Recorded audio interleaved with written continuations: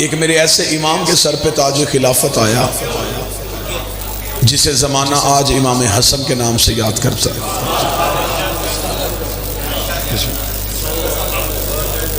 اور خلافت والوں کے ہاں ایک ایسا خلیفہ آیا جو یزید کا بھی باپ تھا. ہمارے اوپر ایک اعتراض ہوتا ہے کہ شیعہ اپنی مجلسوں میں زیادہ باتیں امام حسین کی کرتے ہیں، یہ تذکرہ حسن نہیں کرتے. حسن کا تذکرہ کیا جائے تو بڑے شجروں سے نقاب الٹ دیا جائے. مولا حسین عزت اگر تذکرہ حسن کیا جائے تو جو احباب یہ اعتراض کرتے ہیں کہ آپ حسن کی بات نہیں کرتے، آپ اگر برداشت کریں تو پھر ہم آپ کو حسن بھی سنائیں. کوئی بندہ نہ سمجھے کہ امام حسن نے صلح کی تھی تو یہ صلح کرنا معاذ اللہ امام حسن کی نرمی تھی. امام حسن کے دور میں سرکار حسین بھی ہوتے تو وہی کرتے جو بادشاہ حسن نے کیا. اور میرے مالک حسین کے دور میں میرے شہنشاہ جناب حسن ہوتے تو میرے شہنشاہ وہی کرتے جو کریم حسین نے کیا. ہر لڑائی تلوار سے نہیں ہوتی، کوئی لڑائی حکمت سے ہوتی. جیسا کہ رسول نے مکے کے کافروں کے ساتھ صلح کی دستاویز لکھی، یہ معاذ اللہ رسالت کی کمزوری نہیں تھی، اس میں اسلام کو بچانا تھا. یہ میرے نظریے کی جیت ہے. پڑھے لکھے احباب تشریف فرمائے ہیں، میں انتہائی معلوماتی ایک موضوع انتہائی احسن طریقے سے آپ کو سنانا چاہوں. یہ ہمارے نظریے کی جیت ہے کہ جس بھی مورخ نے امام حسن کی صلح لکھی تو اس نے صلح کا عنوان لکھا صلح حسن. معاہدہ نہیں لکھا، محبت یا پیار کا لفظ نہیں لکھا، اس نے لفظ صلح لکھا. کتابوں میں بھی لفظ صلح ہے. یہ لفظ ہی ہمارے عقیدے کی جیت ہے. اب میں بتاؤں وہ کیسے. اس لیے کہ صلح دوستوں میں نہیں ہوتی، دشمنوں میں ہوتی. کسی نے امام حسن سے دشمنی کی تھی تو حسن نے صلح کی، اور جو ان کا ایک لمحے کے لیے بھی دشمن ہو وہ کل بھی لانتی تھا، وہ آج بھی. صلح بعد میں بتانا، لیکن پہلے یہ بتاؤ کہ پہلے لڑائی تھی اور دشمنی بھی تھی.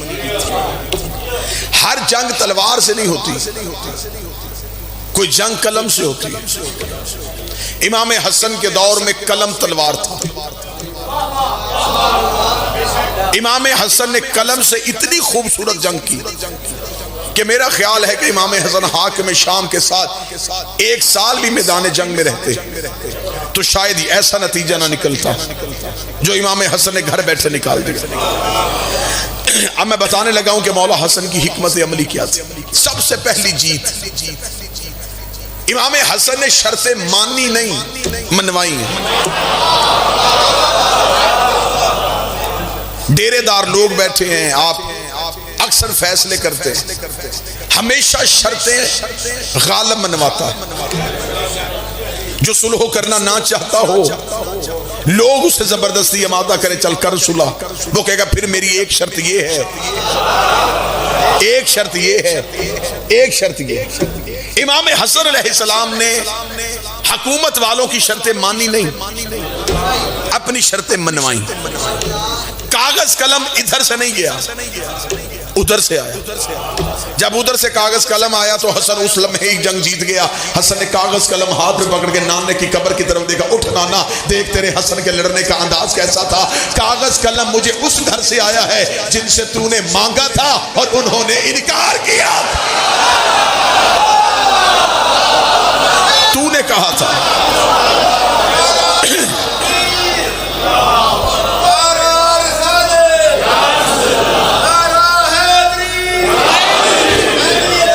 زندہ زندہ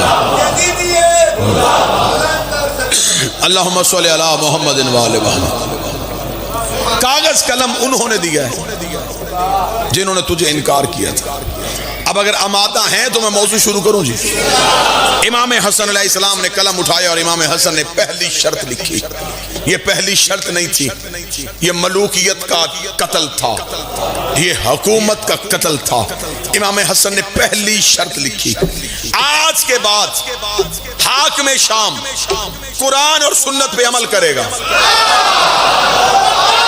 جو بندہ تاریخ سن لیتا ہے وہ بندہ سر اٹھائے.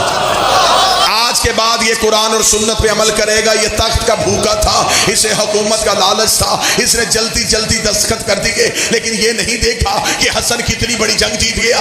حسن نے یہ شرط منوا کے مورخ کو لکھنے میں مجبور کر دیا کہ آج سے پہلے نہ یہ قرآن پہ عمل کرتا تھا نہ یہ سنت پہ عمل. اس کا کوئی عمل قرآن اور سنت کے مطابق نہیں.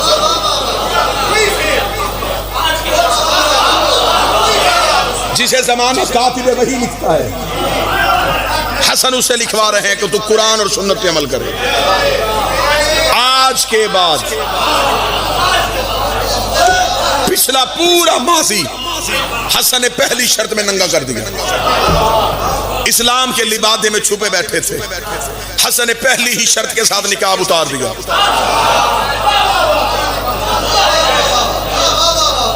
اب اگر انکار کرتا تو پھر بھی مرتا کہ کیا کہوں, نہیں کروں گا. مان گیا. اس کے پہلو میں بیٹھا تھا عمر بن عاص, اس کا وہ شرط منوائے اور ہم نہ منوائیں, یہ کیسے ہو سکتا ہے؟ صلح و برابری پہ ہو. ایک شرط اس نے لکھوائی, ایک ہم لکھوائیں گے. حاکم شام نے کہا ہم کیا لکھوائیں؟ یہ میں بالکل تاریخ پڑھ رہا ہوں آپ کے ساتھ. اس نے کہا ایسے کر, تو حسن سے کہہ. اس نے قرآن اور سنت والی شرط لکھوائی. اس نے کہا لکھ کہ سیرت شیخین پر بھی عمل ہوگا. جو علی سے پہلے خلافتوں کا دور گزرا ان کی سیرت بھی چلے گی, صرف قرآن اور سنت نہیں چلے گا, ان کی سیرت پر بھی عمل ہوگا. جو چیزیں انہوں نے کہی ہیں وہ بھی مانی جائیں گی. حسن یہ شرط نہیں مانے گا. جب حسن انکار کرے گا ہم کہیں گے تو پہلی شرط واپس لے, ہم دوسری شرط واپس لیتے. نہیں, اگر تو نے پہلی منوائی ہے تو ہماری دوسری مانگ. امام حسن کے سامنے انہوں نے یہ شرط رکھ کے کہا حسن کیا تو اس شرط پہ دستخط کرے گا؟ حسن مسکرائے, مسکرا کے سوچ لو, یہ شرط لکھ دوں؟ انہوں نے کہا ہاں لکھ. حسن کہا سوچ لو, میں لکھ دوں؟ حاکم شام نے کہا ہاں لکھ, ہم لکھوا رہے ہیں. مولا حسن نے فرمایا میں مٹاؤں گا نہیں اگر میں نے لکھ دی. انہوں نے کہا ہاں لکھ, ماننے کے لیے تیار ہیں. امام حسن نے کہا لکھ دے کہ سیرت شیخین پہ عمل ہوگا. یہ جملہ کہنے کے بعد حسن نے اس کا چہرہ دیکھ کے کہا تو جنگ ہار گیا ہے, تو نے یہ شرط علیحدہ لکھوا کے تاریخ کو لکھنے میں مجبور کر دیا ہے کہ وہ بھی قرآن و سنت پہ عمل نہیں کرتے. بولو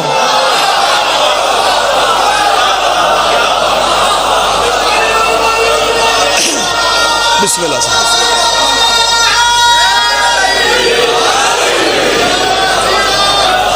وہ بھی قرآن اور سنت پہ عمل نہیں کرتا.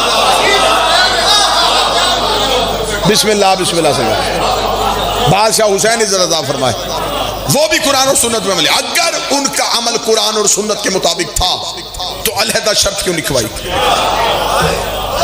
حکومت کے چہرے پہ موت کی زردی آئی, حاکمیت اپنی ہی موت مرنے لگی, ملوکیت اپنے ہی قدموں پہ لرزنے لگی. اتنا جملہ دیکھا حسن نے کہا اب تیرے قدم میں لرزہ آ گیا ہے, ہم آخری شرط لکھوائیں گے اور اس کے بعد کسی شرط کی ضرورت نہیں پڑے گی. امام حسن اس کی طرف دیکھ کر تجھے حکومت چاہیے, تجھے تخت چاہیے, تجھے تاج چاہیے, تجھے دربار چاہیے, تجھے شہنشاہیت چاہیے, تجھے بادشاہت چاہیے, یہ ساری شرطیں شہنشاہیت کے لیے مانگ رہا ہے. مولا حسن نے فرمایا تخت اور تاج میں تجھے دیتا ہوں, آخری شرط لکھوا رہا ہوں, آج کے بعد کوئی کتا منبر پہ بیٹھ کے میرے باپ علی کو نہ بھونکے. اٹھا میرے باپ کی جوتی کا صدقہ.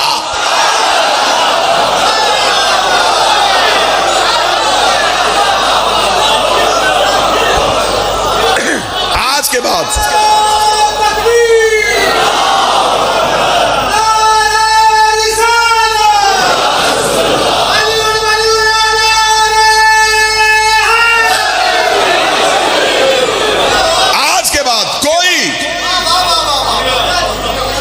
منبر پہ علی کو نہیں بھونکے گا. جو بندے چپ ہو گئے شاید ان کی تاریخ سے دلچسپی نہیں.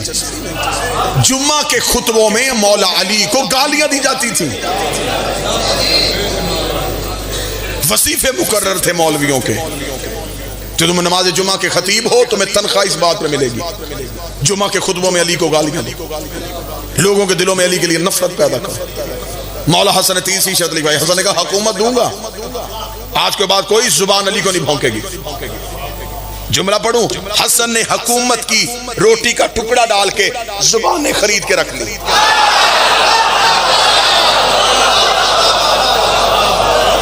اٹھاؤ حکومت۔ یہ شرطیں نہیں تھیں، یہ رسیاں تھیں جو حسن نے حکومت والوں کے ہاتھ میں باندھ دی۔ حسن شرطیں منوا کے چلے گئے۔ اس نے پیچھے سے سوچا کہ ہم نے حسن کو بلایا تھا کہ ہم حسن سے خلافت چھینیں گے۔ حسن نے جو شرطیں لکھ دی ہیں، حسن تو ہمیں مجبور کر کے چلا گیا۔ اس کا کل دوبارہ حسن کو دربار میں بلا۔ اب تو حسن نے ہمیں حکومت دے دی ہے نا، کل تو میں خلیفہ بن جاؤں گا، تو خلافت کا تاج سر پہ پہن کے میں تخت پہ بیٹھوں گا۔ حسن کو بلائیں گے دربار میں۔ اس نے 7 بندوں کی ڈیوٹی لگائی، مغیرہ بن شعبہ کی، عمر بن عاص کی، نوفل بن خیلت کی، حارث بن زمہ کی، عتبہ بن نوفل کی۔ اس نے 7 بندے میرے ساتھ کرسیوں پہ بیٹھ جانا۔ جو ہی حسن دربار میں داخل ہو، سب سے پہلا کام یہ کرنا ہے تم نے اٹھ کے سلام نہیں کرنا، کیونکہ خلیفہ میں ہوں۔ حسن آئے گا، حسن آ کے اپنی کرسی پہ بیٹھ جائے گا۔ دوسرا کام، جب حسن آ کے بیٹھ جائے، تم 7 بندوں نے میرے خاندان کے فضائل پڑھنے شروع کر۔ امیہ میں یہ فضائل تھے، ابو سفیان میں یہ فضیلت تھی، اس میں یہ فضیلت ہے، تم نے میرے دادا کے باپ کے فضائل پڑھنے۔ کیسا بدبخت تھا، کہہ کے فضائل پڑھوا رہا تھا۔ فضیلتیں بھی گنی چنی تھی جو بتائیں کہ تم نے کہنا ہے کہ امیر بڑے تھے، جتھے والے تھے، قبیلوں والے تھے، سردار تھے۔ 7 بندے بٹھا دیے، خود یہ بیٹھ گیا تخت پہ۔ میں ممبر کا لفظ نہیں استعمال کروں گا، تخت پہ یہ بیٹھ گیا کیونکہ حاکم تھا۔ ممبر ہمیشہ امام کے پاس ہوتا ہے، یہ تخت پہ بیٹھ گیا، یہ تخت پہ بیٹھا تھا۔ بادشاہ حسن کا پہلا قدم دربار میں آیا، پہلے قدم کا دربار میں آنا تھا۔ اب جب بندہ حسن سننے کے لیے آیا ہے، حسن کا پہلا قدم دربار میں ہے، حالت کیا ہے؟ سر پہ رسول والا امامہ، کانٹھے پہ ابو طالب والی ابا، ہاشم کی دستار کو لیے ہوئے، انگوشتی سلیمان کو پہنے ہوئے، ذوالفقار حیدری کو حمائل کیے ہوئے، مولا حسن کا پہلا قدم دربار میں آیا۔ اس جلال کے ساتھ زہرا کا بیٹا دربار میں آیا۔ یہ خود سب سے پہلے تخت سے اٹھ کے کھڑا ہو گیا۔ جب یہ خود اٹھ کے کھڑا ہوا، 7 بندوں نے کہا تو نے ہمیں کہا تھا کھڑے نہیں ہونا، اب خود کیوں کھڑا ہو گیا؟ اس لیے مجھے حسن کے پروردگار کی قسم ہے، حسن نے پہلا قدم دربار میں رکھا۔ حسن کے پیچھے کا آگ کا دیو آ رہا تھا، جس کے ہاتھ میں آگ کا تازیانہ تھا، اس نے میرا کان پڑ گیا، اٹھ، دیکھ نہیں رہا حسن آ گیا۔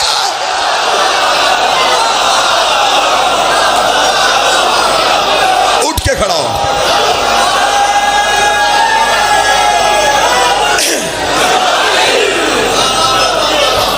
اٹھ کے کھڑا ہو، دیکھ نہیں رہا حسن آ گیا۔ مولا حسن کرسی پہ بیٹھ گئے۔ 7 پالتو کتے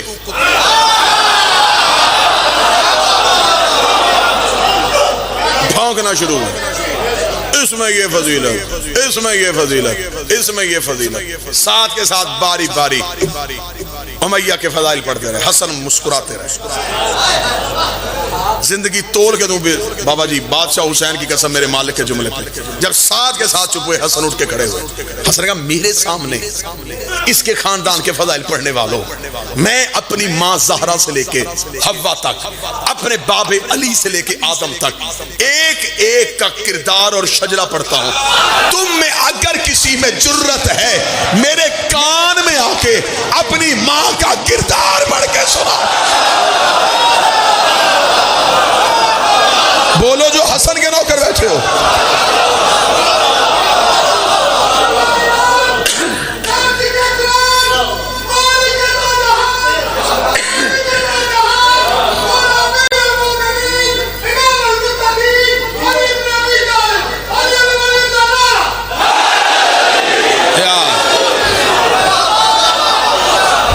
میرے کان میں آ کے، اونچی نہیں، کان میں آ کے اپنی ماں کا کردار پڑھو. میں ممبر پہ کھڑا ہوں, جملے مولا حسن کے نہ ہوتے پوری دنیا میں مجلس سنی جا رہی ہے, دیکھی جا رہی ہے, میں کبھی ممبر پہ نہ پڑھتا. میرے مولا حسن کا اتنا جملہ کہنا دیا, پیچھے سے کہ بندہ اٹھا, اس نے میرے مولا علی کو گالی دی, گالی کا دینا تھا. حسن کا چہرہ اس کی طرف, حسن کہا تو نے میرے باپ کے خلاف زبان کھولی ہے, تو اسی کا بیٹا مشہور نہیں جو تجھ سے 2 سال چھوٹا ہے.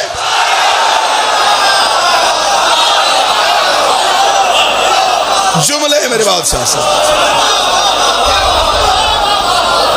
یہ کہنا تھا, پورے دربار میں سناٹا, اکیلا علی کا شیر کھڑا تھا. کون کہتا ہے کہ حسن کو لڑنا نہیں آتا تھا؟ جس کے شاگرد کا نام عباس ہو. اکیلا کھڑا میرا بادشاہ حسن, ساتھ کے ساتھ چپ, تخت پہ بیٹھے ہوئے اس کی زبان پہ بھی تالے لگ گئے. مولا حسن نے فرمایا تم نے میرے سامنے اپنے خاندان کی فضیلت پڑھی, اور عرب کے ٹوٹے ہوئے شجرے کے لوگوں. میں خطبہ پڑھا مولا حسن کا, اے گندگی پہ اگے ہوئے پودوں,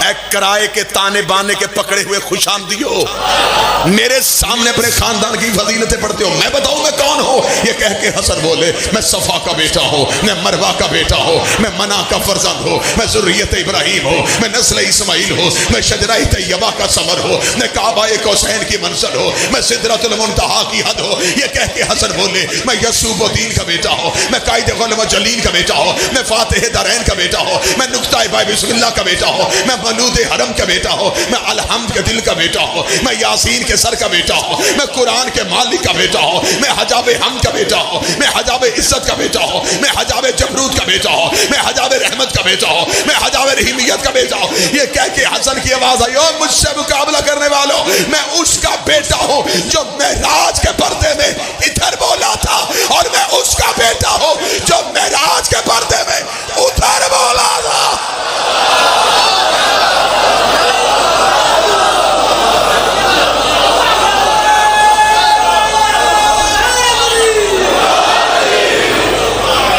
میں اس کا بیٹا ہوں جو پردے کے ادھر بولا تھا, میں اس کا بھی بیٹا ہوں جو پردے میں ادھر بولا تھا. یہ کہہ کے حسن کی آواز آئی, مجھ سے مقابلہ, اگر میں چاہوں عراق کو شام کروں, تھک گئے ہو تو چھوڑوں, اگر میں چاہوں عراق کو شام کروں, شام کو عراق کروں, مشرق کو مغرب کروں, مغرب کو مشرق کروں, مرد کو عورت کروں. اتنا کہنا تھا, پیچھے سے بول کے تھا کیسے؟ حسن نے چہرہ پھیر کے کہا ایسے.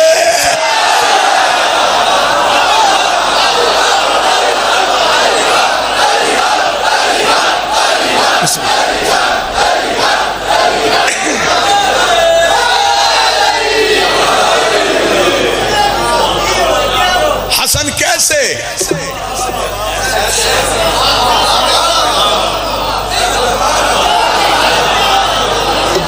اٹھا تھا بیٹھ گئی, آیا تھا چلی گئی. علی کا دشمن مردوں میں بھی بیٹھا ہو تو عورت ہوتا ہے.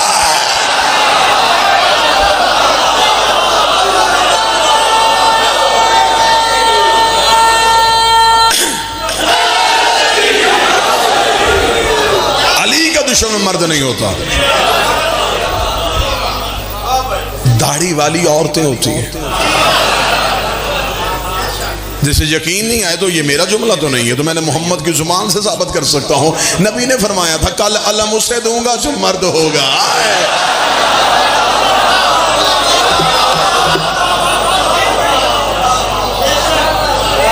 ہم چاہیں, یہ کہنا تھا دربار میں کپ کپی تاریخ. حسن دربار سے نکلنے لگے, دربار پتھر کا ہو گیا تھا, ہر کوئی سہما ہوا بیٹھا تھا. منہ کھولیں گے تو شجرہ کھول دے گا, اس کی بات ٹوکیں گے تو یہ جنس بدل دے گا. درباری ڈر گئے. جاتا ہوا حسن اکیلا تنہا جا رہے ہیں دربار سے. تخت سے یہ اٹھا, کسی کا آخری وار کروں. اس نے سپاہی سے کہا جلدی آ. حسن پہلی بار میری خلافت کے دور میں آیا, سونا لا، حسن کے قدموں پہ ڈھیر کا سونا کا ٹوکرا لا کے اس نے حسن کے قدموں پہ رکھا، سونے کے سکے۔ حسن نے دیکھا پیچھے مڑ گیا، یہ کس لیے؟ کہہ رہا حسن لے جا، میں ہندا کا بیٹا ہوں۔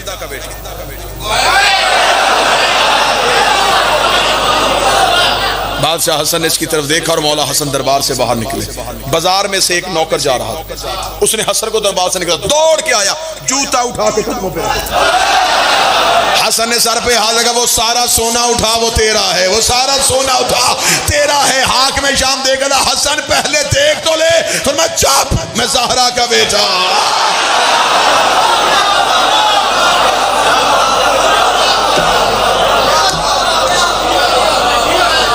تو کلیجا چوشا بسم اللہ، تخت پہ بیٹھا تھا یہ۔ میرے مولا حسن کا جملہ نہ ہو، میں زندگی میں کبھی منبر پہ نہ ہوں۔ میرے مولا حسن نے اس کی طرف دیکھا، یہ تخت کے آخری سیڑھی پہ بیٹھا تھا۔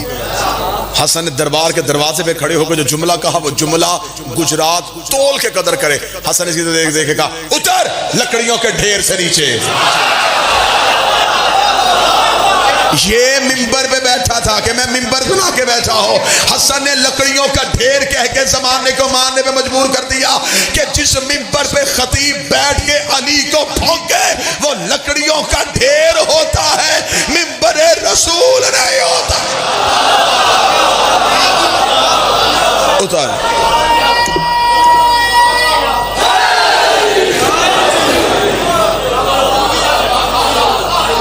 تو نہیں جانتا کہ میں کس کا بیٹا ہوں۔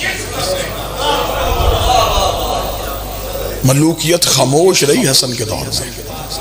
حسن نے سر نہیں اٹھانے دیا کسی سازش کو۔ یوں حسن نے جکڑ کے رکھ دیا۔ سازشوں کا دور، مکاریوں کا دور، چالاک بازیوں کا دور۔ حسن نے سب کی زبانیں سیدھی، خاموش کروا دیا حسن نے پورے ماحول کو۔ حسن نے خاموشی کا انقلاب برپا کیا۔ پھر ایک کربلا آئی۔ ہر حسن کے بعد ایک انقلاب ہے۔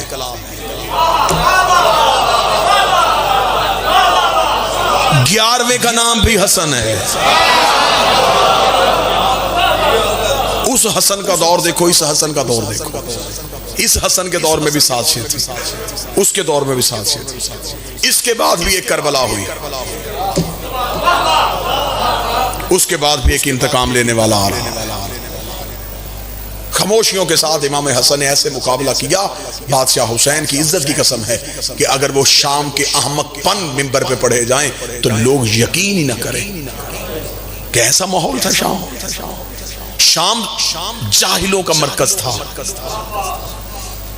آپ کیا سمجھتے ہیں کہ مولا علی تخت خلافت مدینے سے کوفہ کیوں لے کے آئے؟ سازشوں کے گڑھ کا قریب بیٹھ کے مقابلہ کر سکتے۔ کیسے کیسے لوگ تھے، نبی کے جانے کے بعد دین شام والوں نے کیسے بدل دیا تھا۔ واقعات کا انبار ہے، لیکن میں ایک واقعہ پڑھ دیتا ہوں۔ ایک مدینے کا تاجر شام آیا، جب وہ شام میں پہنچا تو اذان ہو رہی تھی، اور مؤذن کیا کہہ رہا تھا؟ اشہد ان لا الہ الا اللہ یشہد ان محمد رسول اللہ۔ میں گواہی دیتا ہوں کہ اللہ ایک ہے، یہ گواہی دیتے ہیں کہ محمد اللہ کا رسول۔ اس مدینے کے تاجر نے اذان سنی، یہ اذان کیسی؟ وہ مسجد کی جانب دوڑا کہ جا کے مؤذن کو پوچھوں۔ جب وہ پہنچا تو نماز شروع ہو چکی تھی۔ اس نے دیکھا کہ جو نماز پڑھا رہا ہے اس کا ایک پاؤں مصلی پہ، ایک مصلی سے باہر۔ اس نے پیش نماز کی حالت دیکھی، وہ گھبرا گیا۔ اس کا مفتی کو جا کے شکایت لگاؤں کہ تیرے شہر میں اذان کیسی، تیرے شہر میں نماز کیسی۔ وہ پہنچا تو پتا چلا کہ مفتی صاحب تو ابھی ایک جنازہ پڑھانے کے لیے گئے۔ وہ پیچھے بھاگا تو اس نے منظر ہی عجیب دیکھا، ایک زندہ شخص کو رسیوں میں چارپائی میں جکڑا ہوا اور اسے رکھا ہوا، اور مفتی اس کا جنازہ پڑھا اور اسے قبر میں دفنا دیا۔ اس نے دور سے یہ منظر دیکھا، یہ دوڑا قاضی کے پاس۔ قاضی کو جا کے شکایت لگاؤں کہ تیرے شہر میں کیا ہو رہا ہے۔ جب وہ پہنچا تو یہ تاریخ ہے، میں آپ کے سامنے پڑھ رہا ہوں۔ جب یہ پہنچا تو حالت کیا ہے؟ قاضی کے ادھر شراب کا جام تھا اور ادھر قرآن تھا، اور وہ ایک گھونٹ شراب کا پی کے قرآن پہ ہاتھ رکھ کے کہتا میں گواہی دیتا ہوں یہ شراب۔ اب اس سے کوئی برداشت نہیں، اور چیخ ماری اس نے کہا رکو اے شام کے جاہلوں، اتنا بدل دیا تم نے اسلام کو، میں مدینے سے آیا ہوں، یہ اسلام کی حالت کیا کر دی تم نے؟ ان کا کیا ہوا؟ اس کا تمہارا مؤذن اذان دے رہا ہے یا شہد اللہ، اسے اس میں غلطی کیا ہے؟ ہم نے جو مؤذن رکھا ہے وہ مذہب کے اعتبار سے عیسائی ہے، ہم نے اسے منتخب اس لیے کیا ہے کہ اس کی آواز اچھی ہے، تو وہ اذان اپنے عقیدے کے مطابق دے رہا ہے کہ اللہ ہے، لیکن یہ گواہی دیتے ہیں کہ محمد اللہ کا۔ اس کا تمہارے پیش نماز نے نماز کیوں ایسے پڑھائی؟ اس کا اس لیے پڑھائی کہ اس کے بدن کا جو حصہ پاک تھا وہ اس نے مصلی پہ رکھ لیا، جو ناپاک تھا اس نے مصلی سے اتار دیا۔ اس کا مفتی کو بلاؤ، اس نے زندہ کا جنازہ کیوں پڑھایا؟ مفتی کو بلایا گیا، اس کا 40 بندوں نے آ کے گواہی دی تھی کہ یہ مر گیا، میں نے 40 کی گواہیوں کو معتبر سمجھا اور میں نے جنازہ پڑھایا۔ اس کا تو نے شراب ہاتھ میں اور قرآن پہ گواہی کس بات کی دی؟ قاضی نے کہا میری عدالت میں فیصلہ آیا تھا، کسی کے گھر سے شراب برآمد ہوئی اور وہ شخص کہہ رہا تھا یہ شراب نہیں سرکہ ہے، میں پی کے حلف دے رہا تھا کہ یہ شراب ہے۔ اس نے جب یہ حالت دیکھی تو وہ اسی حاکم کی دربار میں گیا، اس نے جا کے کہا خدا تجھ پہ لعنت کرے، ایسا بدل دیا تو نے اسلام کو۔ اس نے کہکا مار کے، یہ تاریخ ہے جسے مولانا مودودی نے بھی لکھا تھا اور لوگوں نے اس پہ کافر ہونے کا الزام لگا دیا تھا۔ حاکم شام نے دیکھے کہا دیکھ لیا شام کی حالت؟ اسے کہا ہاں، اسے کہا مدینے جا کے علی کو بتانا، سوچ کے میرے مقابلے پہ میدان میں آئے، میں نے اسلام کی اتنی صورت بدل دی ہے، یہ جاہل اگر میرے کہنے پہ اسلام چھوڑ سکتے ہیں تو یہ علی کو بھی چھوڑ چکے ہیں۔ کسی نبی کی ضرورت نہیں ہوئی شام کو فتح کرنے کی، اتنی گندگی تھی شام میں، زینب کے 4 خطبے فتح کر گئے۔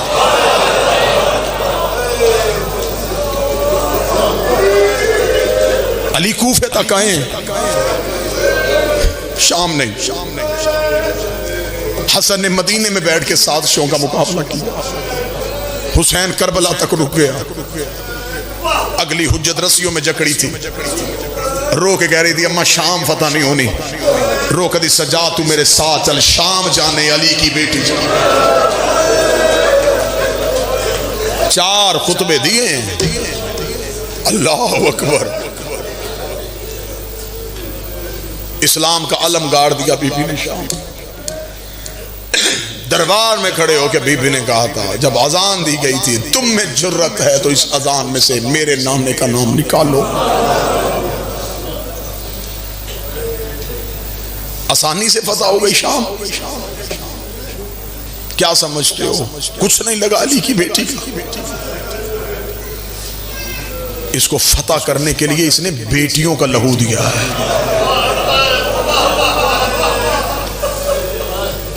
کربلا کا محاذ آسان تھا، بیٹوں کا خون لگا، شام کا محاذ مشکل تھا، بیٹیوں کا خون لگا۔ اتنی فتح کی ہے، ایسی فتح کی کہ اس کا بد کردار بیٹا یزید گھبرا گیا عالیہ کے خطبوں سے۔ اس نے آدھی رات کو دربار سجایا، سپاہی سے کہا بلا کے لا حسین کے بیٹے کو۔ سپاہی نے آ کے دروازے کا تالا کھولا، علی ابن الحسین تجھے حاکم نے دربار میں بلایا، میں غیر سید ہوں، میں جملہ ادب سے پڑھوں گا۔ بلایا چوتھے کو تھا، 5واں بھی ساتھ اٹھا۔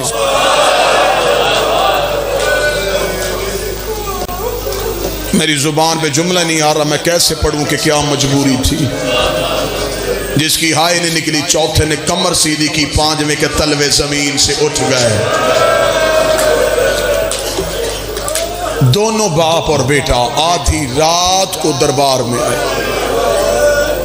میرے مولا سجاد نے دربار میں آتے پہلا جملہ کہا، مولا نے فرمایا بدبخت، پیشیوں کا کوئی وقت ہوتا ہے، تیرا جب جی چاہتا ہے تو میں بلا لے۔ یہ ملاؤن دیکھے کہتا حسین کا بیٹا آدھی رات کو تجھے اس لیے بلایا ہے، دربار میں کوئی نہیں، تنہا تجھے اس لیے بلایا، میں تیری قید آزاد کرنا چاہتا ہوں۔ قیدیں آزاد کرنے کا نام آنا تھا، میں نے خود بادشاہ کی ولایت میں بی بی کا حق پڑھ کے جیلیں کاٹی ہیں. مجھے خبر ہے قیدی کے لیے رہائی کی خبر کتنی اچھی ہوتی ہے. جب اس نے کہا نا میں تیری قید آزاد کرنے لگا ہوں، اب میں دیکھوں گا کہاں سے ہائی کی آواز آئے گی. سجاد رو کے کہتے میں جاؤں کہاں. رہائی انہیں اچھی لگتی ہے جنہیں دروازے پہ کوئی لینے آیا ہو. سجاد رو کے کہتے مجھے صرف اتنا بتا میں کہاں جاؤں. یہ کمینہ دیکھ دا مدینہ. سجاد ٹھنڈی آبار کہتے کون سا مدینہ؟ جہاں اکبر ہوتا تھا،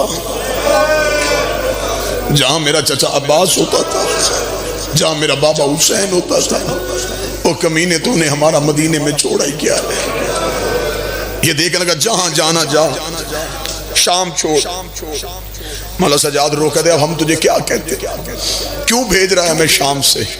شاید تمہیں کبھی بھی ممبر سے یہ وجہ نہ بتائی گئی ہو. میں ممبر پہ کھڑا ہو کے وجہ پڑھنے لگا ہوں جس کی وجہ سے سجاد کی کڑیاں کھلی تھی، جس کی وجہ سے علی کی بیٹیوں کی رسیاں کھلی تھی. یہ کمینہ دیکھ کے کہتا ہے میں تجھے وجہ بتاؤں کیوں آزاد کر رہا ہوں. مولا سجاد نے کہا کیوں؟ اس نے کہا میں ڈر گیا ہوں. جب کہا میں ڈر گیا ہوں، سجاد کی آنکھوں میں خون آیا. فرمایا تو نے محمد کی شکل گھوڑے سے گرائی، تجھے ڈر نہ لگا. تو نے قرآن کے سینے پہ برچھی ماری، تجھے ڈر نہ لگا. تو نے قرآن کے ورق کچل دیے گھوڑے کے سموں کے نیچے، تجھے ڈر نہ لگا. تجھے اب ڈر کس بات کا لگا؟ جو سید بیٹھا وہ ہائی کر رہا. یہ دیکھنا اب میں اس لیے ڈر گیا ہوں، وہ جسے تھوڑے دن پہلے دفنا کے آیا ہے نا، اس کے رونے کی آواز اب بھی آ رہی. تیری بہن معصومہ کی چیخوں کی آواز مجھے سونے نہیں دیتی. یہ کمینہ کہتا ہے میں بستر سے تڑپ کے اٹھتا ہوں، کبھی اس کونے سے رونے کی آواز آتی ہے، کبھی اس کونے سے رونے کی آواز آتی ہے. ساری رات تیری بہن کی چیخوں کی آوازیں آتی ہے. مجھے ڈر ہے کہ کہیں میرے اوپر عذاب نہ آ جائے، تو شام چھوڑ دے. مولا سجاد نے کہا پھر فیصلہ میں نے نہیں کرنا. کس نے کرنا ہے؟ جو زندان میں. اس کمینے کی آواز آئی تو حسین کا بیٹا نہیں؟ فرمایا میں بیٹا ہو کے وارث نہیں، وہ بہن ہو کے وارث ہے، وہ شریکت الحسین ہے. فیصلہ وہ کرے گی. اسے کا میں انتظار کرتا ہوں ماں سے پوچھ کے آ.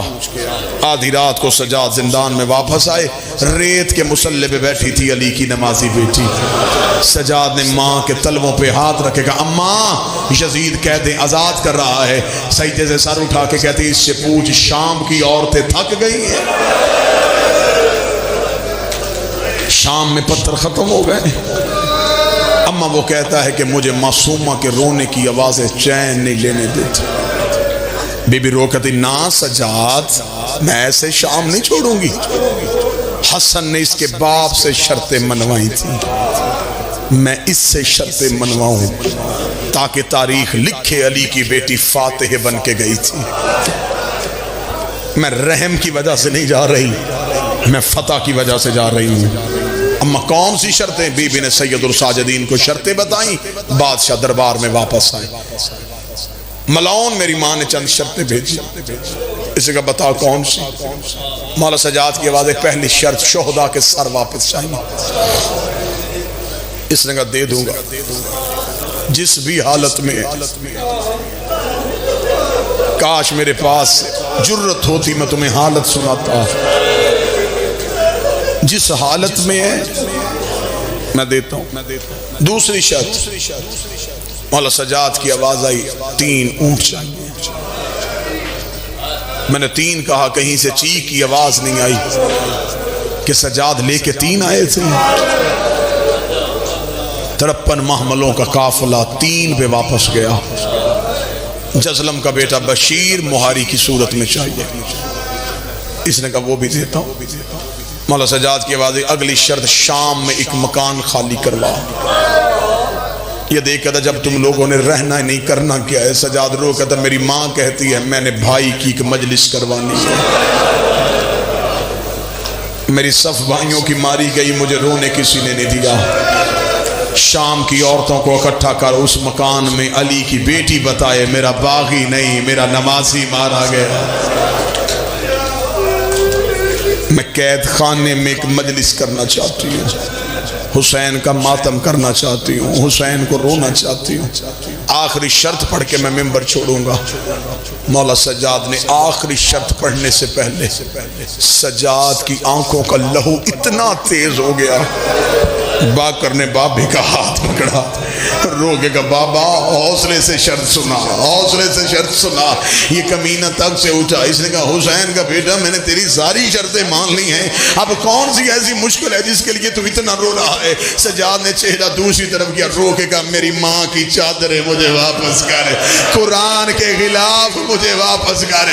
اتنا جملہ کہنا تھا، یہ کمینہ دے کے کہنے لگا ہر شرط منظور ہے، یہ منظور نہیں۔ 36 ملکوں کی فوج نے لوٹا تھا، علی کی بیٹیوں کا خیمہ، جس کے ہاتھ جو آیا وہ لے کے چلا گیا۔ سجاد رو کے کہا بر کے واپس کر، یہ دیکھ کہا کرے گا کیا؟ سجاد رو کے کہا سیدھا کربلا جاؤں گا، عباس کی قبر پہ رکھوں گا، رکھ کے کہے گا اٹھ غازی دیکھ میں چادریں واپس لے۔ اللہ لعنت اللہ علیکم الظالمین۔